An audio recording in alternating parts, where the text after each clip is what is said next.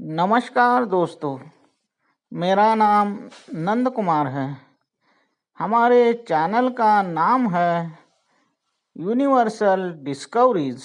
यह video gravity की नई डिस्कवरी का 10वां पार्ट है। इन सारे वीडियोज़ में हमने जो ग्रेविटी की नई खोज की है, जिसमें हमने ग्रेविटी के अनेक नए पहलू खोज निकाले हैं, उसका विश्लेषण कर रहे हैं।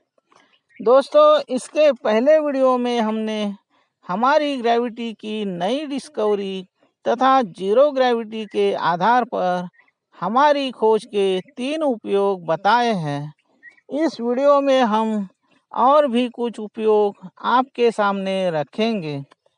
उपयोग नंबर 4। इस उपयोग को समझने से पहले हमें ये छोटा सा प्रयोग करके देखना होगा।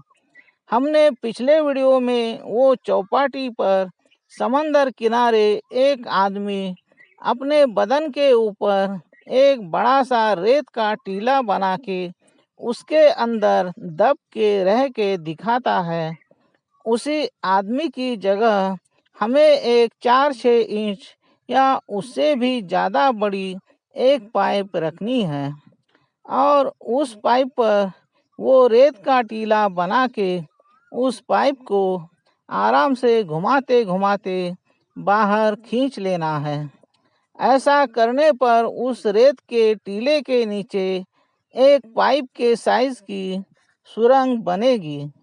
ऐसी खोखली सुरंग पर उस रेत के टीले का कितना सारा दबाव या वजन गिरता है, जो बहुत ही आसानी से उस सुरंग को ढह देगा। लेकिन हमने अपनी जीरो ग्रेविटी के शोध में देखा, ऐसा कोई वजन असल में पैदा ही नहीं होता है। हम देखते हैं छोटे छोटे बच्चे भी अपने नन्हे से पैर पर बड़ा सा रेत का या मिट्टी का टीला बनाते हैं और अपना पैर थोड़े सावधानी से बाहर खींच लेते हैं और चिड़ियों का घोंसला बना के कितने खुश हो जाते हैं। तो यही एक्सपेरिमेंट हम जब बड़े स्केल पर करते हैं, तो हम हमारे रास्ते में आने वाले छोटे बड़े पहाड़ों के नीचे बड़े बड़े और जितना चौड़ा पहाड़ है, उतने लंबे लंबे टनल बना के गाड़ियों के लिए तथा ट्रेनों के लिए रोड बनाते हैं, पटरियां बिछाते हैं। लेकिन ऐसे सभी कामों में आज के विज्ञान के अनुसार टनल पर पहाड़ की ऊंचाई के हिसाब से पड़ने वाले वजन का तथा अंडरग्राउंड चलने वाले कामों में ऊपर की जमीन के शहर के पड़ने वाले वजन का बहुत ही भारी डर रहता है और उस डर के भय से उस प्रोजेक्ट की जो लागत बढ़ती है, उसे हमारी इस नई खोज की मदद से यानी कि जीरो ग्रेविटी के तत्व को ध्यान में रखते हुए इसमें से कुछ परसेंट बजट की हम बचत कर सकते हैं। उससे ज़्यादा बचत हम उस टेंशन में कर सकते हैं जो हमारे ऊपर उस ऊंचे पहाड़ के या ज़मीन के वजन की वजह से आता है। तो दोस्तों, हमारी खोज का ये भी एक बड़ा फायदा हो सकता है। उपयोग नंबर 5। दोस्तों, अब ये 5वां उपयोग जो हम अभी बताने जा रहे हैं, वो अपने आप में बहुत ही अनोखा है। आज का विज्ञान कहता है 10 बाय 10 सेंटीमीटर जितने क्षेत्रफल के ऊपर की पूरे वातावरण में की हवा का वजन 1 टन होता है। उस हिसाब से 1 फीट यानी 30 सेंटीमीटर का स्क्वायर होता है 900 सेंटीमीटर। तो अगर 10 बाय 10 यानी 100 स्क्वायर सेंटीमीटर पर 1 टन, तो 900 स्क्वायर सेंटीमीटर यानी 1 स्क्वायर फीट पर 9 टन का दबाव होता है। अब असल में ऐसा कोई भी दबाव किसी पर गिरता नहीं है। इस बात को तो हमने साबित कर दिया है। लेकिन अगर हम कोई खास कंडीशन पैदा करते हैं तो वातावरण का इतना ही दबाव ग्रेविटी हमें बना के दे सकती है। या फिर अगर ऐसी कोई खास कंडीशन अपने आप बनती है या हम किसी तकनीक का इस्तेमाल करके जानबूझकर ऐसी कंडीशन निर्माण करते हैं तो भी ग्रेविटी को वातावरण की हवा का उतनी मात्रा में दबाव बनाना ही पड़ेगा। हमने देखा ग्रेविटी ज़रूरत पड़ने पर तो काम करती ही है, मगर हम अपने किसी फायदे के लिए भी अपनी तरफ से कंडीशन निर्माण करके ग्रेविटी को काम करने के लिए प्रेरित कर सकते हैं। तो दोस्तों, ग्रेविटी के इसी प्रिंसिपल का फ़ायदा उठाते हुए वातावरण के दबाव का इस्तेमाल करके हमें अपने लिए बिजली यानी कि इलेक्ट्रिसिटी जनरेट करनी है।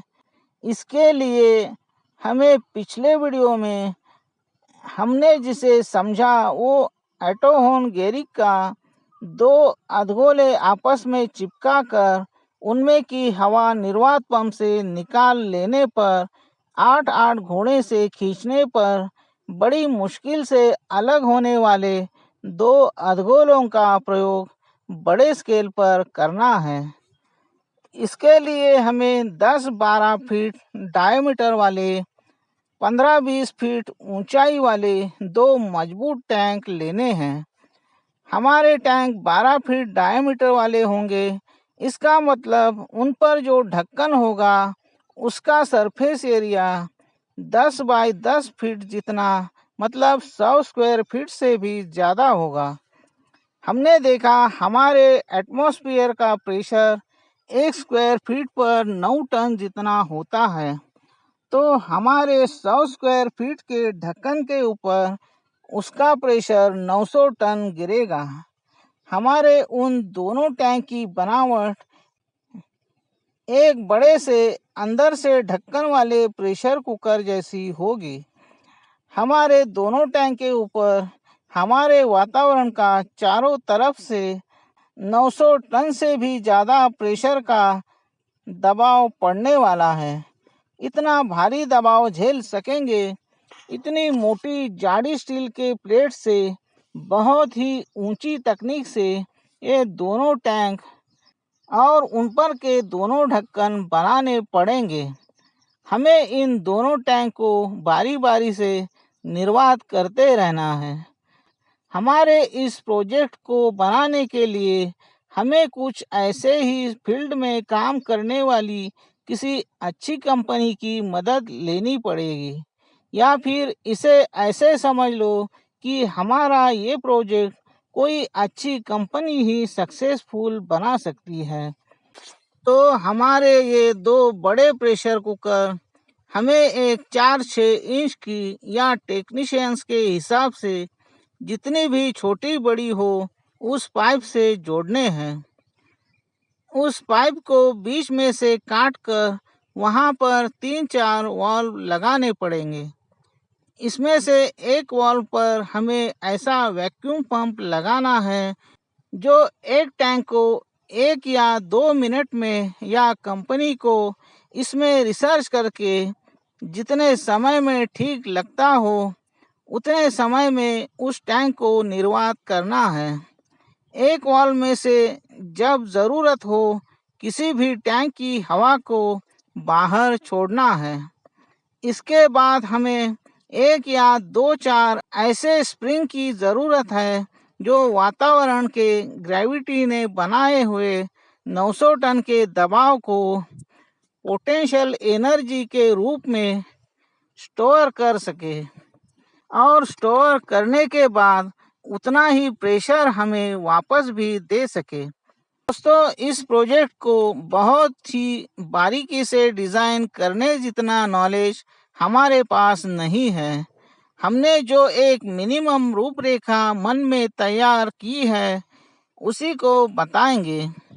तो हमारा ये संयंत्र कैसे चलेगा, कैसे काम करेगा, ये आपको बताते हैं। हम जब एक टैंक में से पूरी हवा हमारे वैक्यूम पंप से निकाल के उस टैंक को निर्वात करेंगे तो उस टैंक पर वातावरण का सभी दिशाओं से दबाव पड़ने वाला है। लेकिन हमें दबाव की दिशा अपने हिसाब से ऊपर से नीचे की ओर रखनी है।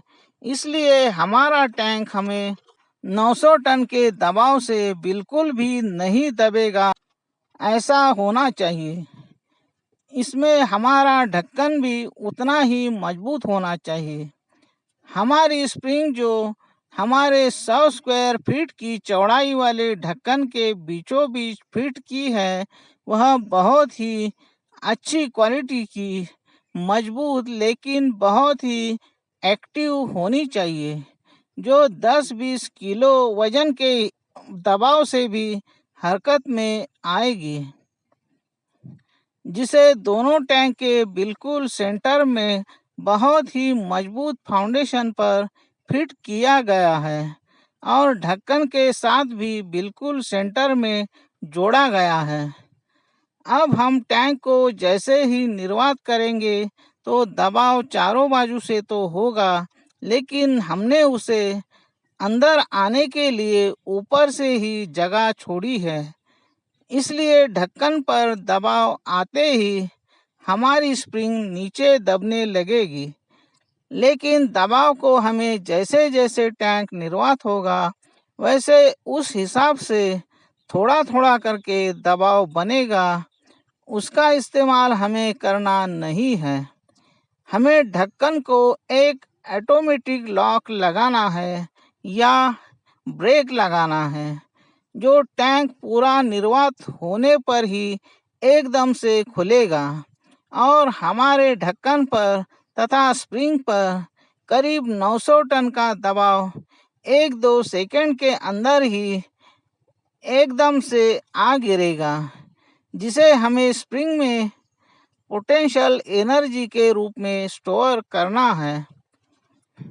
दोस्तों, हमारी ग्रेविटी की नई डिस्कवरी का यह एक बहुत ही बड़ा और बहुत ही कीमती उपयोग हमने ढूंढ निकाला है, जिसे हमें आपको भी अच्छी तरह से समझाना है। इसलिए इस महत्वपूर्ण उपयोग को आपके सामने रखने के लिए हमें अगला वीडियो भी खर्च करना पड़ेगा। तो दोस्तों, फिर मिलते हैं हमारे अगले वीडियो में। तब तक इस वीडियो को अच्छी तरह से समझ लेना, इसे लाइक करना, हमारे चैनल को सब्सक्राइब करना और हमारे वीडियोस ज़्यादा से ज़्यादा लोगों तक पहुंचाना। धन्यवाद। ओम नमः शिवाय। जय विज्ञान।